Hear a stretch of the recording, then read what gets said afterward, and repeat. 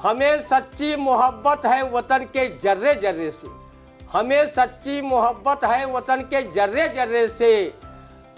हर एक इंसान से मिलते रहे हम भाईचारे से। वतन आज़ाद है सबको लगाए अपने सीने से, जले भाई से भाई फायदा क्या ऐसे जीने से। सड़कें जो बार बार उसे सरकार कहते हैं, सड़कें जो बार बार उसे सरकार कहते हैं, अखरे जो बार बार उसे अखबार कहते हैं। समाचारों को बेचकर खरीद ले जो कार, उसे पत्रकार कहते हैं।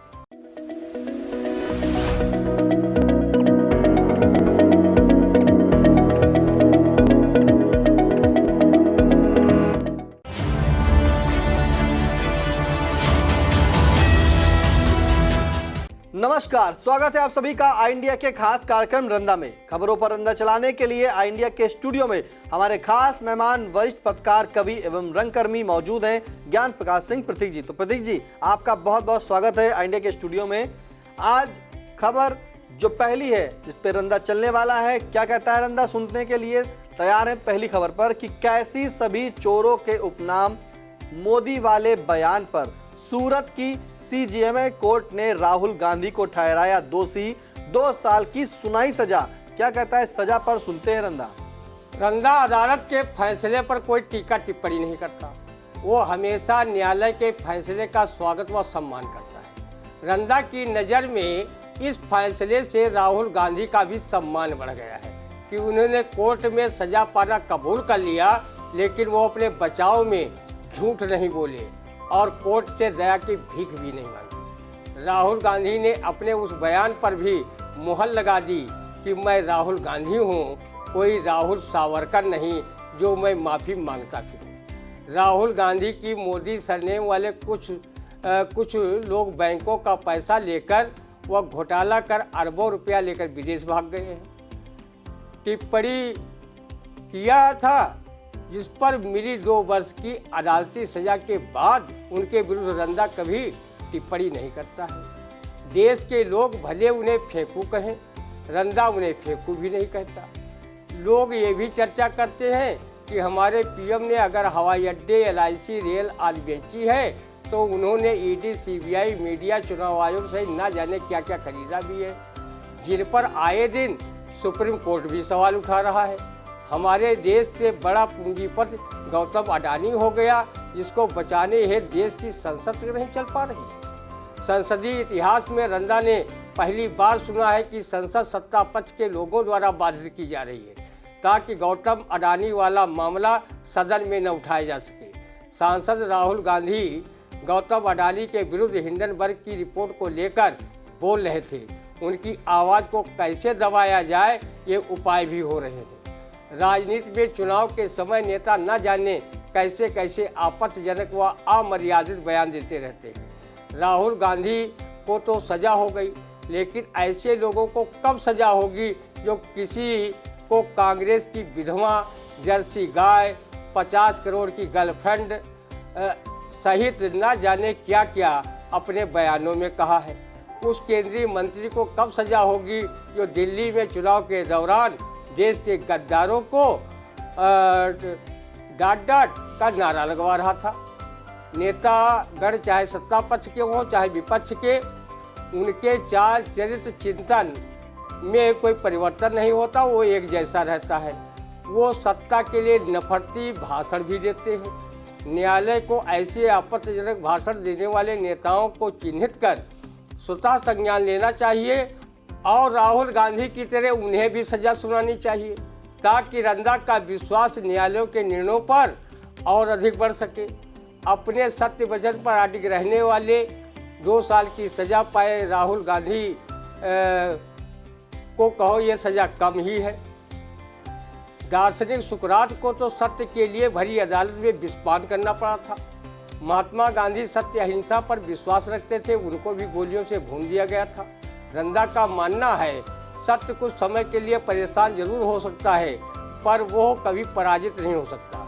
सत्य वचन कहने वाले तथा लोकतांत्रिक व्यवस्था में विश्वास रखने वाले लोगों को अपमानित व प्रताड़ित करने वाले लोगों को सोच लेना चाहिए अंततः जीत सत्य की ही होती है। राहुल गांधी को अपने विपक्षियों को मशहूर शायर महफूज रहमानी की इस शेर को सुनाकर उनकी बोलती बंद कर देना चाहिए। हमें सच्ची मोहब्बत है वतन के जर्रे जर्रे से, हमें सच्ची मोहब्बत है वतन के जर्रे जर्रे से, हर एक इंसान से मिलते रहे हम भाईचारे से। वतन आज़ाद है सबको लगाए अपने सीने से, जले भाई से भाई फायदा क्या ऐसे जीने से। बिल्कुल सही कहा आपने कि जो है सत्य परेशान हो सकता है लेकिन पराजित नहीं। राहुल गांधी जो हैं विपक्ष में, उन्हें ये बताएं कि वतन आज़ाद है सबको लगाए अपने सीने से, जले भाई से भाई फायदा क्या ऐसे जीने से। अगली खबर, जहां उत्तर प्रदेश जर्नलिस्ट एसोसिएशन सीतापुर के जिला अध्यक्ष महेंद्र अग्रवाल ने कहा कि पत्रकारों का उत्पीड़न बर्दाश्त नहीं। इस उत्पीड़न पर क्या कहता रंदा, सुनते हैं कि कौन सा उत्पीड़न बर्दाश्त नहीं किया जाएगा। प्रिय अनुज व उपजा के जिलाध्यक्ष महेंद्र अग्रवाल जी, इतनी किसकी जरूरत जो किसी असली पत्रकार का उत्पीड़न करने की सोच भी ले। जिस संगठन के आप जैसे कर्मयोगी जिलाध्यक्ष और उपजा से जुड़े अच्छे कलमकार पत्रकार हों, उनका कोई उत्पीड़न माई का लाल सोच भी नहीं सकता। किसी ने कहा भी है, आंख सूरज की तरफ उल्लू उठा सकता नहीं, खैर बकरी का पिसर अपनी मना सकता नहीं। रंदा का प्रस्तोता भी मोहनजोदड़ो हड़प्पा की खुदाई के समय का पत्रकार है, यानी काफ़ी पुराना पत्रकार है। जब उसको कोई धमकी देने व उत्पीड़न की सोच नहीं सकता, तो आपके संगठन से जुड़े अच्छे पत्रकारों के उत्पीड़न करना तो दूर, उनकी तरफ तिरछी निगाह से देखने की हिम्मत कोई नहीं करेगा। रंदा का उत्पीड़न करने का कोई सोचे भी तो अपने रंदा से उसकी खूब घिसाई करेगा। अगर ज़रूरत पड़ी तो उसे प्रेस काउंसिल ऑफ इंडिया से लेकर माननीय उच्चतम न्यायालय तक में घसीटकर उसे कानूनी रूप से धूल चटवा देगा, क्योंकि रंदा के प्रस्तोता को प्रेस एक्ट का भी अच्छा खासा ज्ञान है। तो फिर आपके संगठन से जुड़े पत्रकारों के विषय में उत्पीड़न करने की सोच रखकर कौन अपनी ऐसी तैसी कराना चाहेगा। रंदा उन पत्रकारों का ना तो कभी सम्मान करता है और ना उन्हें पत्रकार मानने की भूल करता है, जो निष्पक्ष पत्रकारिता को दरकिनार रख भाट भोंपू की भूमिका अदा करते हैं और मीत पीत नवगीत कीर्त पत्रकारिता को बढ़ावा देकर अपने निहित स्वार्थ को सिद्ध करते हैं। ऐसे तथाकथित पत्रकार पत्रकारिता को कलंकित करने का काम करते हैं। ऐसे पत्रकारों के विषय में किसी शायर ने भी कहा है, बड़ा जालिम है अखबार का मुलाजिम भी, बड़ा जालिम है अखबार का मुलाजिम भी, खुद में तो खबर है पर दूसरों की लिखता है। ऐसे पीत पत्रकारों के उत्पीड़न पर रंदा कतई पक्ष नहीं लेता। आज काफ़ी संख्या में तथाकथित पत्रकार बने घूम रहे हैं, जिनको ना तो पत्रकारिता जैसे पवित्र सेवा कार्य के उद्देश्यों का पता है, ना उन्हें राष्ट्र समाज के हित का। वो सिर्फ अपने निजी स्वार्थ के लिए पत्रकार बने घूम रहे हैं और ग्राम प्रधानों, ग्राम पंचायत अधिकारियों, कोटेदारों, यहाँ तक कि पंचायत मित्रों तक में भोकाल टाइट करते हुए घूम रहे हैं और कथित रूप से दान दक्षिणा लेकर अच्छे पत्रकारों की छवि धूमिल करने का काम कर रहे हैं। रंदा ऐसे तथाकथित पत्रकारों को आईना वरिष्ठ IPS अधिकारी अखिलेश कुमार निगम की इन काव्य पंक्तियों से दिखा रहा है। भाट और भोंपू बने दर दर घूमे आज, चंगू मंगू हो चले पत्रकार महाराज। पत्रकार महाराज रौब है इनकी न्यारी, पत्रकारिता छाड़ करें सच में बटमारी। असहायों पर रोब सबल की ठकुर सुहाती, लुप्त हुआ आदर्श हाय कुछ लाज नाती। प्रिय अनुज व जिलाध्यक्ष उपजा महेंद्र अग्रवाल जी, जो असली पत्रकार होगा, जिसे अपने राष्ट्र समाज की चिंता होगी, उस पत्रकार का उत्पीड़न कोई माई का लाल नहीं कर सकता। गोदी मीडिया के चैनल से निकल जाने के बाद क्या पूर्ण प्रसून वाजपेयी, रवीश कुमार, अभिसार शर्मा की पत्रकारिता के कलेवर बदले हैं? नहीं, वो आज भी सत्य की कसौटी पर खरी उतरने वाले खबरों को जनता में परोस रहे हैं। उन्हें ना तो उत्पीड़न का भय है, ना ही किसी अनहोनी से वो अपने कर्तव्यों का पालन कर रहे हैं। कर्तव्य पालन से डर कैसा। अग्रवाल जी, एक बार नेपोलियन बोनापार्ट ने कहा था कि मुझे दुनिया के किसी तीर तलवार से डर नहीं लगता, जितना डर मुझे एक कलमकार की कलम से लगता है। किसी विद्वान ने यह भी कहा है कि जब तो मुकाबिल हो तो अखबार निकालो। रंदा वरिष्ठ पत्रकार व कवि पद्मकांत शर्मा प्रभात की इन काव्य पंक्तियों से भी इत्तेफाक रखता है। डर जाए जो आतंक से वो पत्रकार नहीं है, डर जाए जो आतंक से वो पत्रकार नहीं है, सरके जो सत्य से वो कलमकार नहीं है। जनता के दुख दर्द को जो लिख नहीं पाया वो कुछ भी हो लेकिन अखबार नहीं। रंदा का प्रस्तोता हमेशा अच्छे पत्रकारों का शुभचिंतक रहा है, पत्रकारों के हर संघर्ष में शामिल रहा है, लेकिन ऐसे पत्रकारों का वो कभी साथ नहीं देता जो पत्रकारिता को बदनाम कर पीठ पत्रकारिता करते हुए लोगों को ब्लैकमेल करने का काम करते हैं। ऐसे तथाकथित पत्रकारों के लिए रंदा वरिष्ठ कवि अरुणेश मिश्र की इन काव्य पंक्तियों को समर्पित कर रहा है। सरके जो बार बार उसे सरकार कहते हैं, सरके जो बार बार उसे सरकार कहते हैं, अखरे जो बार बार उसे अखबार कहते हैं। समाचारों को बेचकर खरीद ले जो कार, उसे पत्रकार कहते हैं। रंदा उपजा के जिलाध्यक्ष महेंद्र अग्रवाल व उनकी पूरी कार्यकारिणी को बधाई देता है कि ये संगठन दिनों दिन मजबूती की ओर अग्रसर होगा। पत्रकारों के हित में संघर्ष में पीछे न रहें। जब संगठन मजबूत होगा तो कोई माई के लाल में दम नहीं कि उपजा से जुड़े किसी पत्रकार का कोई उत्पीड़न कर सके, वो चाहे जितना अपने आप को सोर्स फोर्स वाला तोप क्यों न समझता हो। रंदा का प्रस्तोता भी इस संगठन के संरक्षक मंडल का सदस्य रहा है। जब किसी पत्रकार भाई पर कोई आँच आए या धमकी दे, उत्पीड़न की सोचे, तो रंदा व उसके प्रस्तोता को याद कर लेना। वो अपने समाचारों से उत्पीड़न करने वालों पर ऐसा रंदा चलाएगा कि उसकी 7 पीढ़ियाँ याद रखेंगी। वो उसको भारतीय प्रेस परिषद तक खींच कर ले जाएगा और ज़रूरत पड़ी तो माननीय सुप्रीम कोर्ट तक घसीटेगा। उसकी अक्ल खुद ब खुद ठिकाने आ जाएगी। सरके जो बार बार उसे सरकार कहते हैं, अखरे जो बार बार उसे अखबार कहते हैं। तो रंदा ने आपको बताया कि किस तरह से पत्रकारिता का माहौल और पत्रकार का माहौल बदल चुका है, किस तरह से जो उन्होंने समझाया आप समझ ही गए होंगे। फिलहाल अगर कोई उत्पीड़न करता है तो रंदा को बताएं कि रंदा जो है उसे प्रेस काउंसिल तक खींच के ले जाएगा, जरूरत पड़ी तो माननीय सुप्रीम कोर्ट तक घसीटेगा, उसकी अकल खुद ब खुद ठिकाने आ जाएगी, ऐसा रंदा ने कहा है। अब अगली खबर जहां शुरुआत करते हैं कि सजा के 26 घंटे में ही राहुल की सदस्यता हुई खत्म, कांग्रेस को विपक्षी दलों का मिला साथ, कहा सरकार पर उठा रहे थे सवाल इसलिए हुई ये कार्रवाई। अब क्या है सच्चाई, सुनते हैं रंदा। बधाई हो राहुल जी, आपको सजा के साथ अपनी सांसदी भी गंवानी पड़ी। आपकी नाक नहीं कटी बल्कि मुंह बन गया, अर्थात आप पहले से अब ज़्यादा संघर्षशील होकर उभरेंगे और सबसे पुरानी पार्टी कांग्रेस को पुनर्जीवन देने में संघर्षरत रहेंगे। अब आप संसदीय कार्य से मुक्त हो गए हैं।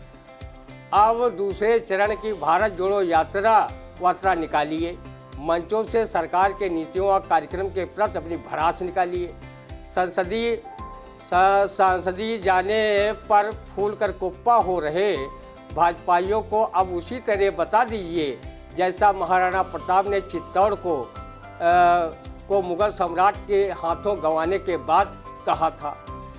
एक दुर्ग चित्तौड़ हाथ से निकल गया तो क्या है, एक दुर्ग चित्तौड़ हाथ से निकल गया तो क्या है, अभी पास मेरे गर्व करने को बहुत बचा है। राहुल गांधी के कथित आपत्तिजनक बयान को लेकर मिली 2 वर्ष की सजा के बाद जिस आनंद फानन में उनकी सदस्यता चंद घंटों में समाप्त कर दी गई, अगर ऐसे ही सब चलता रहा तो एक दिन अपने आपत्तिजनक बयानों को लेकर न जाने कितने सांसदों विधायकों की सदस्यता चली जाएगी। भाजपा में प्रज्ञा ठाकुर, अनुराग ठाकुर, साक्षी महाराज, गिरिराज सिंह, संबित पात्रा सही न जाने कितने बयानवी नेता सांसद मौजूद हैं जो अक्सर अनर्गल आपत्तिजनक बयान विपक्षों व एक समुदाय विशेष को लेकर देते रहते हैं। इससे क्या मानहानि नहीं होती है? हमारे लोकप्रिय पीएम नरेंद्र मोदी तथा यशस्वी मुख्यमंत्री योगी आदित्यनाथ भी न जाने कितने आपत्तिजनक तथा दूसरों की मानहानि करने वाले बयान दे चुके हैं। क्या ऐसी ही कार्रवाई सत्तासीन नेताओं पर भी होगी या फिर सिर्फ विपक्ष को तहस नहस करने के रणनीति के तहत ऐसी कार्रवाइयाँ जारी रहेंगी जैसी कार्रवाई राहुल गांधी के साथ हुई। लेकिन इन पर कार्रवाई करे तो कौन करे, क्योंकि राज मोहम्मदा तेरी बकरी ले चाहे भेड़ी। सभी स्वायत्त एजेंसियां तो सरकार की कठपुतली बनी हुई हैं। शायद इसी को मद्देनजर रखते हुए मशहूर शायर महफूज रहमानी ने कहा है, किसका डंका बज रहा ये जानता संसार है, किसका डंका बज रहा ये जानता संसार है, रोज उसी के नाम से छपता यहाँ अखबार है। अब बगैर उसके नहीं महफूज रह सकता कोई, जिसका चाहेगा उसी का होगा बेड़ा पार है। रंदा इधर कुछ वर्षों में देख रहा है कि विपक्षी दलों के नेताओं पर ही सीबीआई, ईडी, आईटी छापे डाल रही है। सत्तासीन नेता क्या भ्रष्टाचार के मामले में दूध के धुले हैं? क्या उन्हीं के लिए सभी विकल्प खुले? वो चाहे जो भी करे सब माफ, विपक्षी करे तो उनकी राजनीति साफ। विपक्ष के नेताओं के साथ साथ सत्ता पक्ष के सांसद, विधायकों, मंत्रियों के वहाँ भी ईडी, सीबीआई, आईटी छापा मारे तो माल वहाँ भी बरामद होगा और उनकी इस कार्रवाई से स्वायत्त संस्थाओं की छवि आम जनमानस में धूमिल होने से बच जाएगी। राहुल गांधी की सदस्यता खत्म होने के बाद जिस प्रकार अनेक बड़े राजनीतिक दल राहुल गांधी के समर्थन में खड़े हो गए हैं, उससे लगता है कि राहुल अब देश के बड़े नेता हो गए हैं। उनकी पप्पू वाली छवि गायब हो चुकी है। 2024 तक विपक्षी दलों की एकता मजबूत रही तो चुनावी परिणाम कुछ और ही हो। जी बिल्कुल सही कहा आपने कि जिस तरह से राहुल गांधी के ऊपर 26 घंटे के अंदर जो है सदस्यता रद्द कर दी गई है, अगर इसी तरह से सत्ता पक्ष पर कार्रवाई होती रहे तो नज़ारा कुछ और होगा, क्योंकि सत्ता पक्ष में भी कई ऐसे नेता हैं और दिग्गज नेता हैं कि जो अपनी बयानबाजी के लिए मशहूर हैं। जिस तरह से प्रज्ञा ठाकुर हो गए, अनुराग ठाकुर हो गए और संदीप पात्रा हो गए, तो कई ऐसे नेता हैं जो अपनी बयानबाजी और अनर्गल बातों से ही जाने जाते हैं। अगर इन पर भी कार्रवाई हो जाए तो नज़ारा वाकई कुछ और होगा।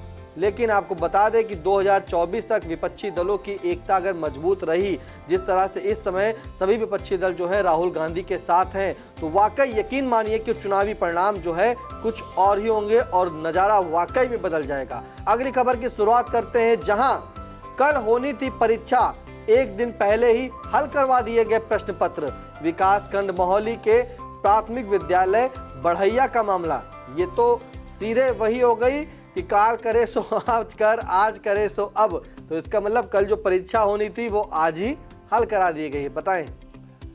बेचारे गुरजनों को कबीरदास का ये दोहा परीक्षा कराने के मामले में याद आ गया होगा।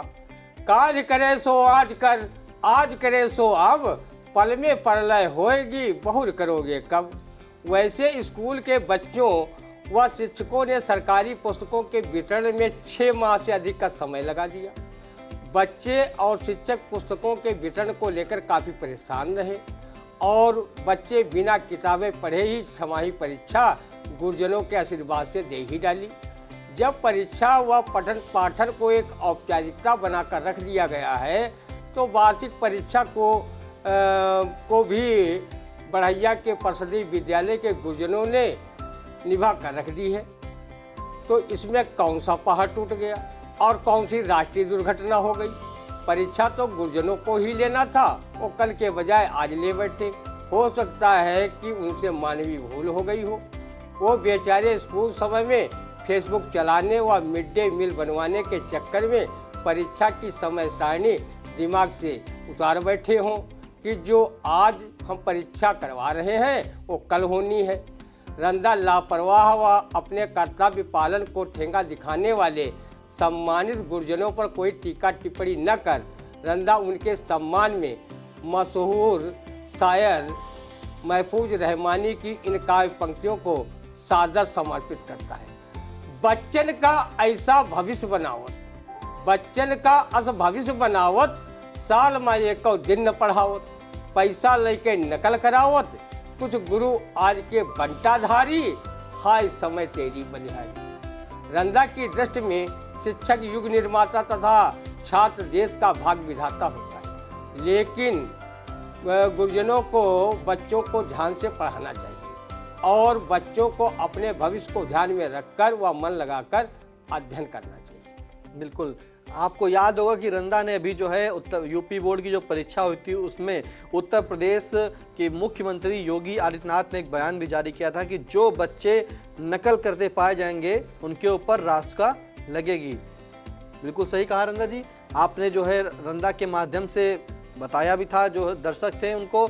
अब बात यहाँ ये उठती कि 6 माह तक जो है जहाँ पे पुस्तकें नहीं उठी, फिर से वही सवाल आया है। परीक्षा भी दे दी, लेकिन परीक्षा देने का नज़रिया देखिए और तारीख देखिए कि परीक्षा जहाँ कल होनी थी वहाँ परीक्षा एक दिन पहले ही करा ली गई। तो क्या इन गुरुजनों पर भी जो है क्या कोई कार्रवाई सरकार करेगी या प्रशासन करेगा, अब देखना होगा। अगली खबर, जहाँ बारिश, तेज हवा और ओलों से फसलों को नुकसान, किसानों की कमर टूटी। सरसों, गेहूं, मसूर, चना व आलू की फसल को हुआ भारी नुकसान। हाय रे बारिश, कैसे किसानों की तुमने तोड़ी कमर। इसी को कहते हैं मरे को मारे साहमदार। किसान छुट्टा जानवरों व फसल का अच्छा मूल्य न मिलने से वैसे ही इस महंगाई के दौर में परेशान था कि तेज हवाओं के साथ बारिश और ओले भी पड़ गए।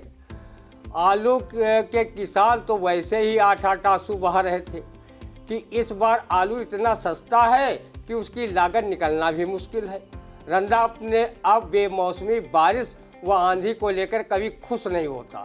बचपन में वो जरूर खुश होकर अपने साथी बच्चों के साथ उछल कूद करता हुआ ये नारा जोर जोर से तब लगाता था जब खूब आंधी व तेज बारिश होती थी कि आंधी पानी आवत है, कौवा ढोल बजावत है। लेकिन उसकी ये खुशी तब काफूर हो जाती थी जब आंधी पानी ओले से हुई फसल के नुकसान पर माँ बाप चिंता मग्न उनको होते देखता था। आज कृषि प्रधान देश में ही अन्नदाता काफ़ी दुखी है। उसे ना तो अपनी उपज का ठीक से मूल्य मिल रहा है और ना ही उसकी लागत वापस आ रही है। आलू किसान तो उसी समय अधमरा हो गया था जब आलू का भाव कौड़ियों के दाम पर आ गया। बहुत से किसानों ने मारे गुस्से के अपनी फसल पर ट्रैक्टर चला दिया। किसानों की आय 2022 तक दोगुनी करने का दावा करने वाली योगी सरकार भी उसकी आय दोगुनी नहीं कर पाई और किसान को अपनी फसल की लागत निकालना तक मुश्किल हो गया। वैसे ही आवारा पशु किसानों की फसल चटकर उन्हें कंगाल बनाने का काम कर रहे हैं। रही सही किसानों की रीढ़ आंधी पानी व ओलों ने तोड़ कर रख दिया है। किसानों के नुकसान के आकलन में बीमा कंपनियों ने पूरे प्रदेश में सिर्फ 93,000 किसानों की फसल के नुकसान की बात अपने आंकड़ों में दर्शाई है, जो सफ़ेद झूठ है। इस बेमौसमी ओलों व तेज हवाओं से भले ही उत्तर प्रदेश के किसी जिले में फसल का नुकसान कम हुआ हो या ज़्यादा हुआ हो, पर नुकसान तो हुआ। यूपी का किसान इससे प्रभावित हुआ है। बीमा कंपनियां जब खरीफ की फसल के नुकसान का सभी को बीमा राशि नहीं दे पाई हैं, तो वो रबी फसल के नुकसान पर बीमा राशि देने में कुछ आंकड़ों में तो खेल करेंगी ही। रंदा अन्नदाता किसानों का हृदय से सम्मान करता है और उनके सम्मान में प्रतिष्ठित साहित्यकार डॉक्टर राम कुमार वर्मा की इन काव्य पंक्तियों को भी मन ही मन गुनगुनाया करता है। हे ग्राम देवता नमस्कार, हे ग्राम देवता नमस्कार, सोने चांदी से नहीं किंतु तुमने मिट्टी से किया प्यार। अध खुले अंग जिनमें केवल कुछ कसे हुए हैं अस्थिखंड, इनमें दधीच की हड्डी है, ये वज्र इंद्र का है प्रचंड। जो है गतिशील सभी ऋतु में, गर्मी वर्षा हो या कि ठंड, ये झेल भी लेते हैं अक्सर भैया दुर्दिन का प्रहार। हे ग्राम देवता नमस्कार। हे ग्राम देवता नमस्कार। वाकई किसान हर तरह से परेशान हुआ है कि कभी उसे आवारा पशुओं ने जो है उनकी फसलों को चौपट कर दिया है और अब ये बेमौसम बरसात जो हो रही उनकी फसलों को बिल्कुल ही बर्बाद कर दे रही है। अगली खबर, जहां डिप्टी सीएम केशव प्रसाद मौर्य ने महमूदाबाद विकास खंड के रमद्वारी द्वितीय में लगाई जन चौपाल। कहा कांग्रेस की बैसाखी से ज्यादा कुछ भी नहीं है सपा बसपा। क्या कहता है रंदा, सुनते हैं। आदरणीय केशव प्रसाद मौर्य जी, आप जन चौपाल में जनता की समस्याएं सुनने व उनका निराकरण कराने आए थे कि जन चौपाल की आड़ में 2024 के लोकसभा चुनाव प्रचार का आगाज करने। लोग कहते हैं कि रस्सी जल जाती है पर उसकी ऐंठन कभी नहीं जाती। अभी साल भर पहले ही आप विधानसभा चुनाव में सिराथू विधानसभा से सपा के सहयोगी दल अपना दल कृष्णा पटेल की नेता पल्लवी पटेल के हाथों बुरी तरह पराजित हो गए थे। जातीय संतुलन साधने के लिए भाजपा ने आपको चुनाव में पराजित होने के बाद भी डिप्टी सीएम बना दिया। केशव प्रसाद जी मेघालय, नागालैंड, महाराष्ट्र, त्रिपुरा सहित कई राज्यों में आपकी भी अन्य दलों के साथ बैसाखी वाली ही सरकार है। उत्तर प्रदेश में भी अनुप्रिया पटेल के अपना दल का समर्थन आपकी सरकार को प्राप्त है। कहीं आप सपा बसपा की आड़ लेकर अपने ही सहयोगी दल अपना दल को तो निशाना नहीं बना रहे हैं, क्योंकि अनुप्रिया पटेल की बहन पल्लवी पटेल से ही आपको हार का स्वाद चखना पड़ा है। श्री मौर्य जी, आप इतिहास को न भूलें। मायावती को प्रदेश में मुख्यमंत्री बनाने के लिए आपकी भाजपा पार्टी के विधायक उनकी सरकार के बैसाखी बने थे। केंद्र में बीपी सिंह सरकार को चलाने के लिए भाजपा के सांसद बैसाखी की भूमिका निभा रहे थे। माननीय अटल जी की सरकार को चलाने के लिए बसपा, तृणमूल कांग्रेस सहित 23 दल उसमें अपनी बैसाखी लगाए हुए थे। इसलिए ऐसे बयान देना आपको शोभा नहीं देता। आप महंगाई कम करें, बेरोजगारी दूर करने में भूमिका निभाएं, प्रदेश के स्वास्थ्य शिक्षा पर ध्यान दें, किसानों मजदूरों के कल्याण पर विशेष ध्यान दें। जनता को भाषण से कोई मतलब नहीं। जिन मुद्दों पर चुनाव जीतकर आपकी पार्टी सत्तासीन है, पहले उसे पूरा करो, फिर इधर उधर की बातें करो तो रंदा भी आपका और आपकी सरकार का तहे दिल से गुणगान करेगा। नहीं तो रंदा आप जैसे महत्वपूर्ण पदों पर बैठे नेताओं के लिए किसी शायर की ये शेर कहने पर मजबूर होगा। नई किताब नए पाठ लेके आया हूँ, नई किताब नए पाठ लेके आया हूँ, नया है दौर नए ठाठ लेकर आया हूँ। कसम खुदा की तुम्हारे लिए ही ऐ वोटर, तमाम वादों की फिर लाट लेके आया।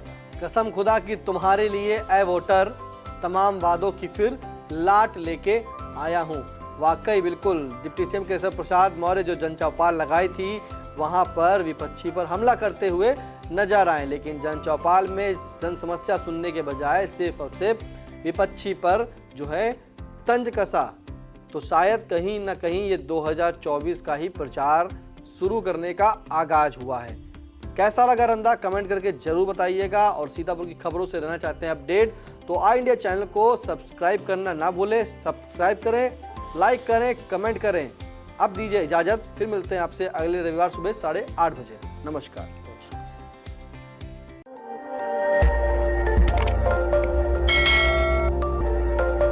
खबर आपकी, नजर हमारी। देखते रहिए आई इंडिया।